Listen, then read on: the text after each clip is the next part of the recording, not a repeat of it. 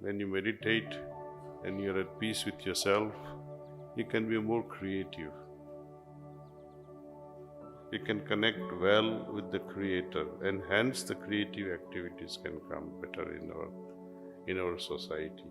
How can we integrate career and spiritual life? You might as well ask also a question like, how can I integrate family and spiritual life? How can I integrate my business and spiritual life? How can I integrate my romantic life and spiritual life? Spirituality pervades into everything. And how is it to be done? Spirituality is a word meaning spirit. Do you have the spirit behind what you are doing? Meaning, when you are studying, do you have the spirit, enthusiasm of learning new things? In romance, are you interested in making the other person happier, at peace, at bliss? Or are you wanting to take the advantage of somebody else? In business world also, does your spirit go into what you are doing, your enthusiasm, honesty, truthfulness? All these are interwoven with spirituality. Imagine a person who has become so greedy or violent, hinsic. What happens in Afghanistan today? Hinsa, a lot of violence at a physical level, at a mental level, at emotional level. There is torture everywhere. How can you flourish in a violent atmosphere? How can you remain happy? Gita also says one thing, where there is no harmony and where there is no peace, how can you be happy? Happiness is a dream of every soul, whether you are Christian or a Jew, or a Hindu or a Muslim. Everyone, even the insect, even a donkey wants some level of happiness, some level of comfort. Basis of all happiness is at the root of being at peace with yourself.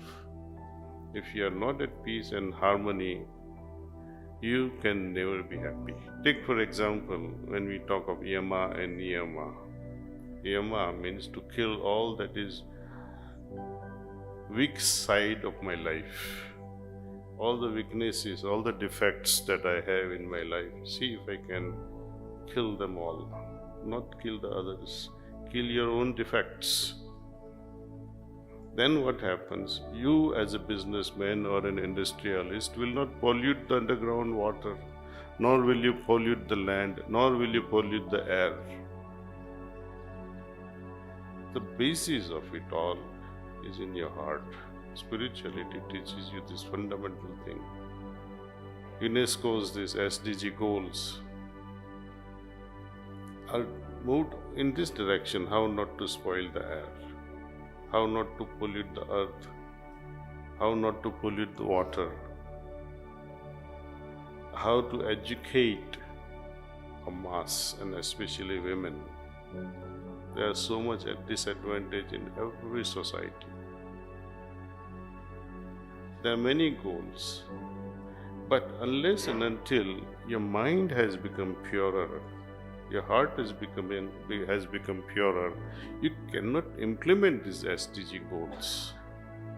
So that's why I say, without this dhyan, without this meditation, without this muraqabah, you cannot attain peace. And without peace, there is no harmony. Without harmony, there can never be happiness. So spirituality is the root of everyone's dream. When you meditate and you're at peace with yourself, you can be more creative. You can connect well with the Creator, and hence the creative activities can come better in our society. So spirituality is the root cause, and we don't have to go into spirituality also becoming a sannyasi or becoming a mullah and just topsy-turvy life only on one side. We have to integrate both lives. We should not go into material or bhautik world in so much that your spiritual life suffers. And you should not go into spirituality also so much that your material life suffers. It has to be balanced, integrated. So spirituality to me is a wonderful thing. When you are talking to someone, with what spirit you are talking? Is there love in your heart, or you want to impress the other person? In communication, first thing is listen properly and then respond accordingly. You must have the patience and tolerance for other person to finish what they have to say first. Don't stop. Don't try to show off that you know something better than the other. But there are many others also who knows better than you. So we have to know our limits. And we can know our limits only when you look at yourself very clearly. Every morning you see how you meditate, how you feel inside, and let that state of meditation percolate all during the daytime.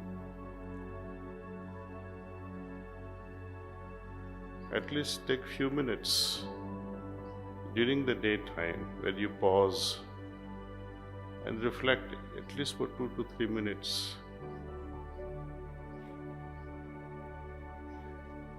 This is what we call constant remembrance, also how we connect with our heart, with our meditative state, with our Creator, many times during daytime.